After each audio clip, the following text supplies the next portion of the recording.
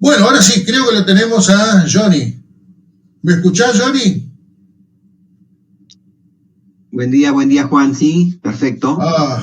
Buenos días. Vos no sabés la alegría que me da, porque realmente, sí, te escuchamos perfectamente. No sabés la alegría que me da, porque realmente hemos venido padeciendo muchísimo con la calidad de internet que tenemos en nuestro departamento, fundamentalmente. Y le comentaba a la teleaudiencia hace algunos instantes que hace 2 semanas intentamos infructuosamente un contacto con el presidente de la Federación Uruguaya de Músicos, el profesor José Luis Acereto, que fue absolutamente imposible y tuvimos que finalmente grabar una nota para emitirla en diferido. Y hace instantes intentamos el contacto con el edil José Luis Pereira y también fueron infructuosos todos los intentos, razón por la cual le tuve que pedir disculpas y vamos a tener que grabar una nota con él. Bueno, vamos a ver. Johnny es maestro, licenciado en Educación por la UCUDAL, máster en Educación por la ORT, autor de varios trabajos vinculados con la educación y la formación docente, entre los que se destacan Teorías de la Educación y Modernidad y La Escuela en el Discurso Crítico de la Sospecha. Y en estos momentos está en imprenta un nuevo trabajo que se titula Pedagogía y Democracia. Es integrante fundador del grupo Pensamiento y Educación. Integra a su vez el equipo editor de la revista Topos, que es una revista que se edita a través del Centro Regional de Profesores del Norte. Profesor de Pedagogía en el Centro Regional de Profesores del Norte, precisamente. Profesor de posgrado en la materia Fundamentos de la Educación de la Universidad de la Empresa en Montevideo. Bueno, un currículum más que interesante, pero te faltó mencionar tus aptitudes para el fútbol, pasión esta que supimos compartir durante algún tiempo en nuestros años jóvenes. ¿Cómo estás, Johnny? ¿Todo bien? Un gusto recibirte en Edición Ilimitada. Bien, bueno, muchas gracias. Buenos días a todos. Bueno, el currículum uno siempre pone lo que le conviene, por eso no fue esa última parte que sugerís, Juan. Pero muy modesto de tu parte, porque a quienes no lo sepan, era un eximio jugador de fútbol, él y sus hermanos, la verdad. ¿Seguís jugando todavía o colgaste los botines definitivamente? No, seguimos en campeonatos de veteranos. Ahora estamos un poquito resguardados por todo esto, pero sí, seguimos. Sí. Mientras podamos, el deporte siempre es bueno. Seguramente que sí. A mí me obligaron las circunstancias y sobre todo los kilos a abandonar definitivamente la práctica deportiva. Pero bueno. Johnny, quiero comenzar mencionando en primer punto que ¿cuántos años hace que dejaste tu profesión original? Vos lo primero que mencioné en tu currículum es que sos maestro. Sin embargo, hace muchos años optaste por dejar de lado esa modalidad de la educación y te dedicaste definitivamente, y creo que con acierto, a formación en educación. ¿Por qué decidiste este cambio? Bueno, mira, como bien decís tú, el primero y quizás el más importante título para mí fue el de maestro. Yo me inicié trabajando en Tacuarembó con niños y la experiencia fue muy linda, pero yo creo que hay etapas de la vida que uno tiene que renacer, digamos, ¿no? Y vi una forma de renacer en el ámbito profesional, dedicándome a partir del año 1994. Yo empecé en el 82 a trabajar como docente, pero en el 94 decidí empezar, después de haber obtenido la licenciatura por la universidad, dedicarme a la educación terciaria y específicamente a la formación docente. Y desde el 97, bueno, abandoné definitivamente la educación primaria y me dediqué solamente a la educación terciaria, especialmente la formación docente. Y bueno, es un poco eso, buscar y también aprender, porque esta cuestión de el trabajo docente en la base, que es el ejercicio de la docencia en primaria y en secundaria, es muy acuciante y tenés que estar pendiente constantemente de resolver los problemas atinentes a tu relación con los estudiantes y te sobra poquísimo tiempo para el desarrollo, para la investigación, para tu propio aprendizaje. Y en cambio, trabajando en educación terciaria, eso ya es más posible.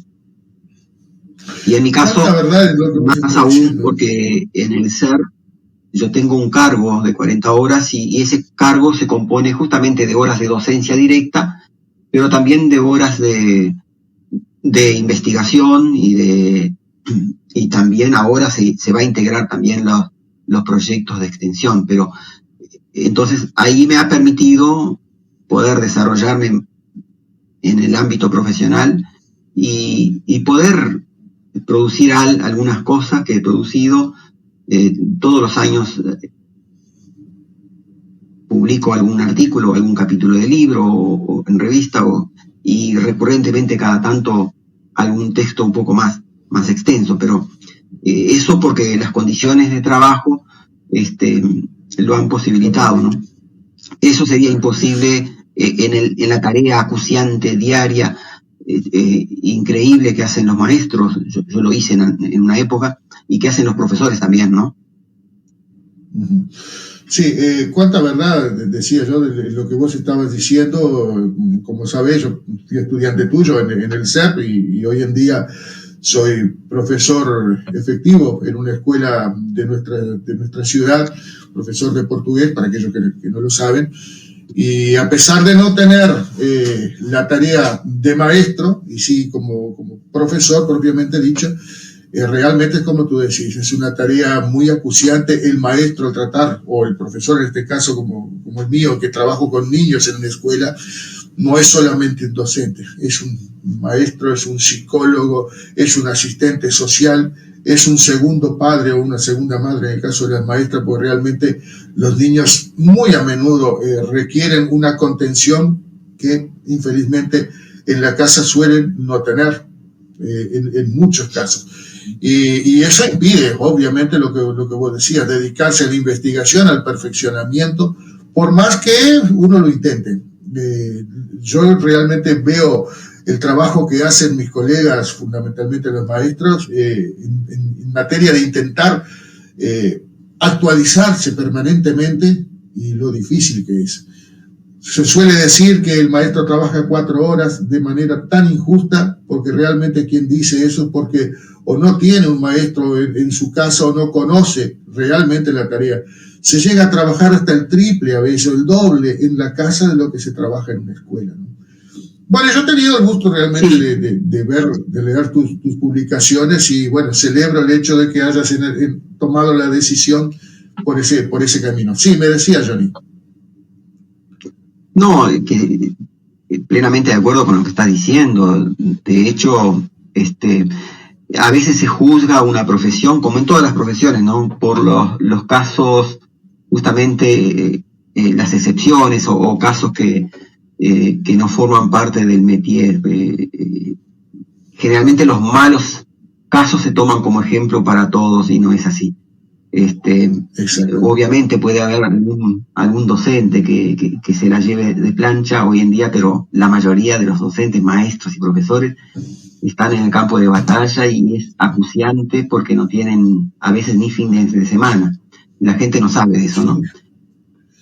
Y esta emergencia sanitaria, vaya si nos trae a mal traer, ¿no? Porque realmente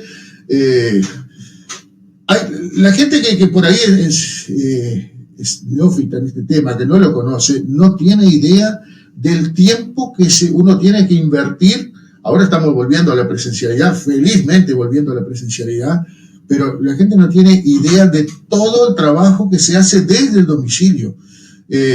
Yo te confieso que me vi en muchas ocasiones abrumado por tener que planificar hasta 3 veces para el mismo grupo, porque tenía que planificar para el niño que se conectaba, para el niño que no se conectaba, y para el niño que de ninguna manera podía ni siquiera arrimarse a la escuela a conseguir el material. Es realmente terrible, y eso generó, por supuesto, un desfasaje muy importante entre el aprendizaje de unos y otros, que uno se vuelve loco para tratar de soslayarlo.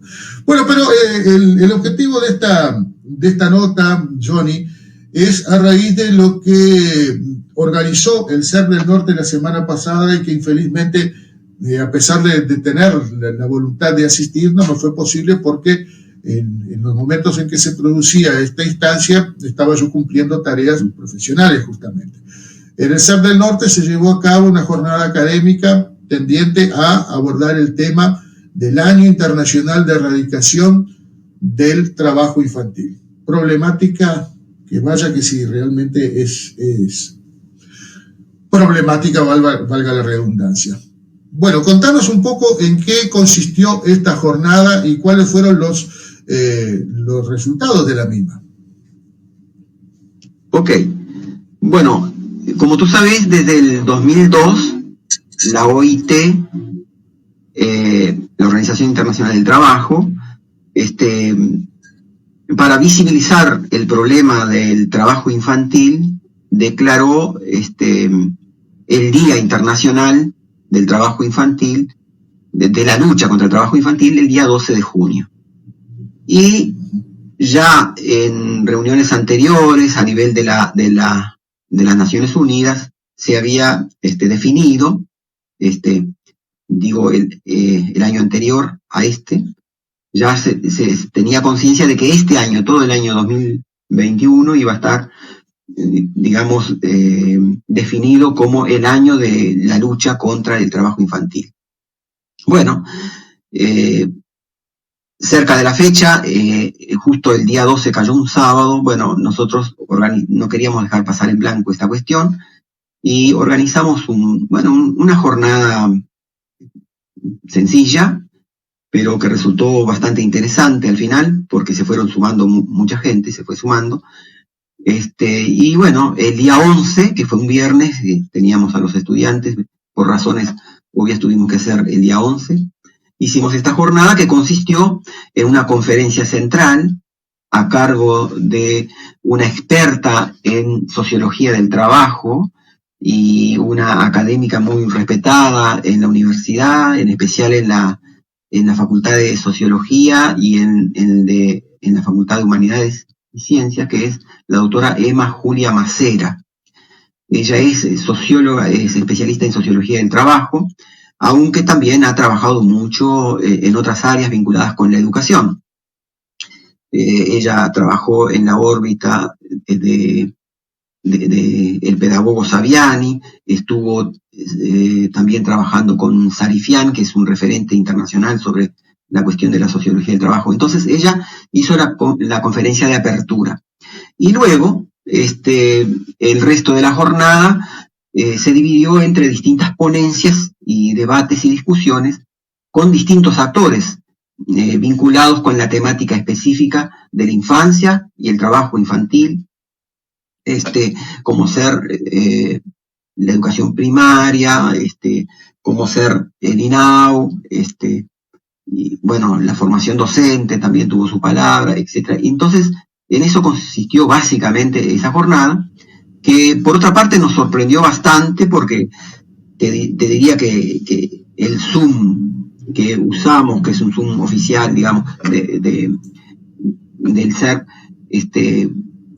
quedó completo y además se transmitió vía Facebook y YouTube, y tengo entendido que más de 2.000 personas estuvieron asistiendo a esta jornada. ¿Eso está colgado en la web, Johnny? ¿Se lo puede ver? Sí, está en YouTube. Está en YouTube y en Facebook. Debe estar grabado. ¿En las cuentas del CERP?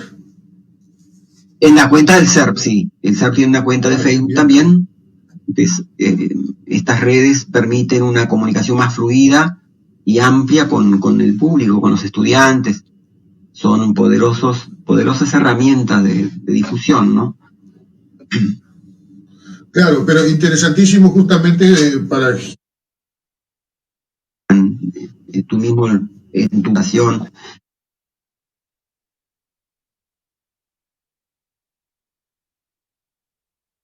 relacionada con el trabajo y con la educación, etcétera.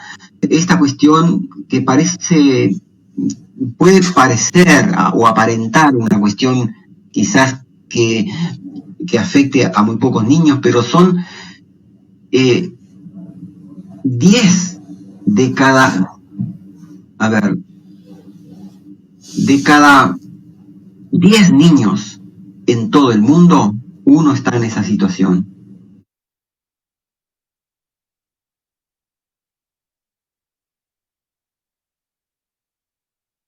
El mapa de este problema coincide con el mapa de la pobreza en el mundo. Están en primer lugar, digamos, con esta problemática África.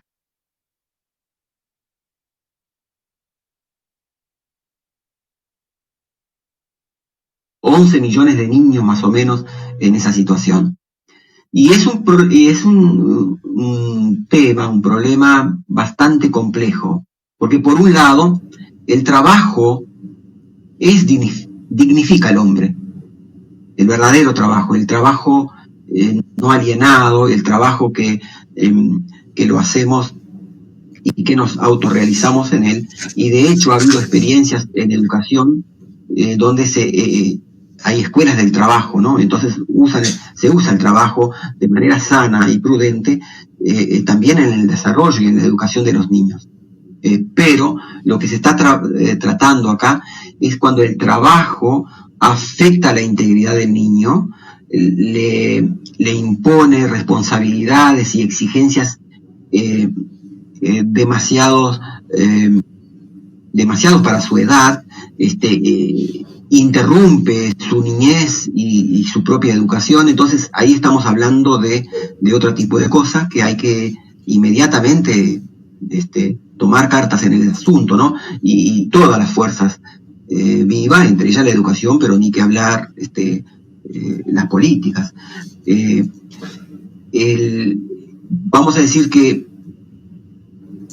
el trabajo infantil se define justamente cuando eso se da hasta los 15 o 17 años, eso según las regiones, ¿no? Y tiene que ver cuando justamente las exigencias y las demandas son desproporcionadas a la edad. Pero me parece que el combate a esto se inscribe en una cuestión mucho mayor, puesto que el problema del trabajo infantil se inscribe en el problema de la explotación del trabajo en general. Y esto no por casualidad, digamos que los niños, el problema del trabajo en la niñez se masificó a partir de las sociedades industriales. Con la industrialización, la revolución industrial, no fue necesario el uso de la fuerza bruta, y entonces muchos, especialmente en los países donde la lógica del costo-beneficio y la lógica del capital es mucho más incisiva, allí se optó por contratar manos de trabajo infantil y femenina, y entonces ahí empieza a masificarse ese problema que siempre estuvo, pero que no en estas proporciones. Entonces hay un nexo estructural, digamos, con la problemática. Sí, Juan. No, digo que y esa situación que vos relatás, lejos de dignificar el trabajo, se confunde muchísimo con la esclavitud, como se ha sabido y se sabe permanentemente de países y regiones y no tan lejanas de nuestro país, donde el trabajo infantil es una nueva modalidad de esclavitud, ayornada a los tiempos actuales. Vos mencionabas estos datos de 11 millones de casos en nuestra América detectados de trabajo infantil. En nuestro país, ¿hay datos respecto de cómo estamos en materia de números en nuestro país? Sí, hay algunos datos. Se cree que hay más o menos 60.000 niños afectados. Y se cree que con el tema del COVID-19 esto puede haberse agudizado. Aunque desde el 2005 hubo progresos significativos en eso, quizás los números a nivel mundial y a nivel nacional, en cuanto a la solución, a los números, en cuántos casos se han solucionado, pueden resultar auspiciosos, pero sin embargo, por otra parte, denuncian una realidad mucho más complicada, digamos, ¿no? Por ejemplo, hasta el año 2000, a nivel mundial, 90 y pico de millones de niños habían salido de esa situación. Y eso es un dato que uno puede celebrar, son 90 y pico de millones, pero también es un dato que nos deja frío, es decir, pero es tan grave el problema, ¿sí?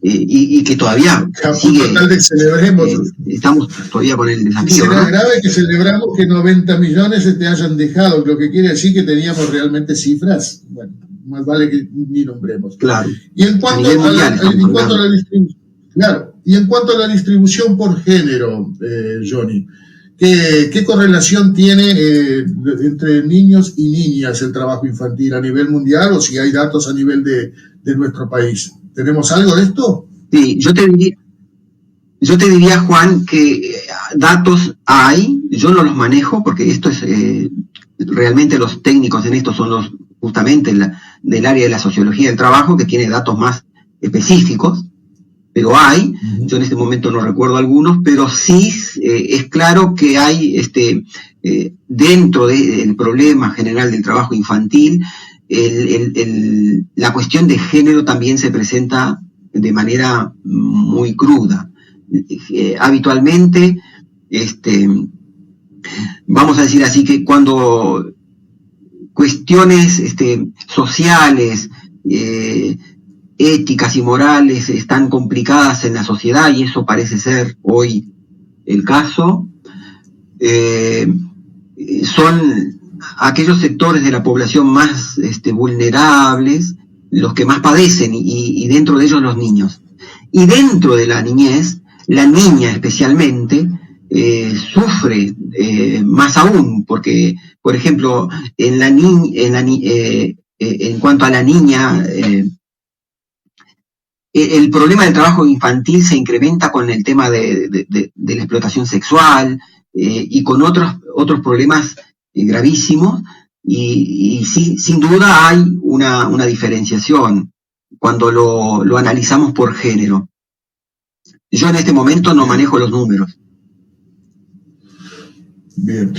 Johnny, lo que te voy a pedir, que te agendes ya por supuesto, ya tenés mi número, pero que cuando tengan otras instancias como la que vivieron la pasada semana, nos hagas y nos informes para que podamos estar atentos y de alguna forma u otra poder participar. Jornada de educación, como la que nos tiene acostumbrado el CEP, ¿está previsto para este año? Sí. Me gustaría gracias por la pregunta, Juan, porque quiero hacer una aclaración. Hasta el año pasado se llamaban Jornadas Binacionales de Educación y eran coorganizadas por el Centro Regional de Profesores y también por las universidades de acá, de circundantes, ¿no? Sí. Y toda la formación docente, obviamente. Pero desde el año pasado, desde el anterior, la universidad no organiza, digamos, jornadas que no sean presenciales, o por lo menos no mostró interés, y por lo tanto nosotros decidimos no organizar esas jornadas, pero sí organizar otro tipo de jornadas con otro formato y con, digamos, otros actores. Las jornadas desde el año pasado se llaman jornadas virtuales, son todas ellas en la modalidad virtual, creo que llegaron para quedarse, con invitados extranjeros, de todo el mundo y nacionales, impresionante, porque esta modalidad permite esa conexión de manera mucho más fluida. Y este año vamos a seguir, vamos a continuar por esa senda, y es organizada por todos los departamentos académicos del Centro Regional de Profesores del Norte. Así que el año pasado habían tantas mesas como departamentos académicos, y cada uno de esos departamentos académicos trajeron invitados, pero de gran nivel, y fue un éxito increíble. Y este año lo vamos a reeditar, vamos a decir, el evento, y lo vamos a hacer en septiembre, ¿no? Suponemos que la primera semana de septiembre van a estar saliendo las jornadas virtuales de educación, que no son las jornadas binacionales. Esa es una aclaración que debemos hacer. Bueno, vamos a estar atentos desde Edición Ilimitada y desde R+, para de una manera u otra poder estar presentes. Es un tema que, por supuesto, en lo personal me apasiona, y siempre que me fue posible participé de estas jornadas. Johnny, te quiero agradecer enormemente este contacto, y te reitero, cuando tengan cualquier novedad, acordate de nosotros, que con mucho gusto vamos a estar divulgando las actividades que surjan de allí, del Centro Regional de Profesores, institución esta a la que le debemos muchísimo, o de cualquier ámbito en el que tú estés involucrado. Bueno, el que agradece soy yo, Juan. Muchas gracias, y además felicito por esa iniciativa de estar difundiendo las cosas que importan en el medio. Así que el agradecido soy yo, muchas gracias, y va la invitación desde ya para la jornada de septiembre. Bien, nos estamos viendo entonces. Pasó por Edición Ilimitada el máster en educación Johnny Ocaño, y luego de la pausa vamos a intentar el contacto con el coronel Milton Machado, director nacional de Pasos de Frontera. Volvemos enseguida.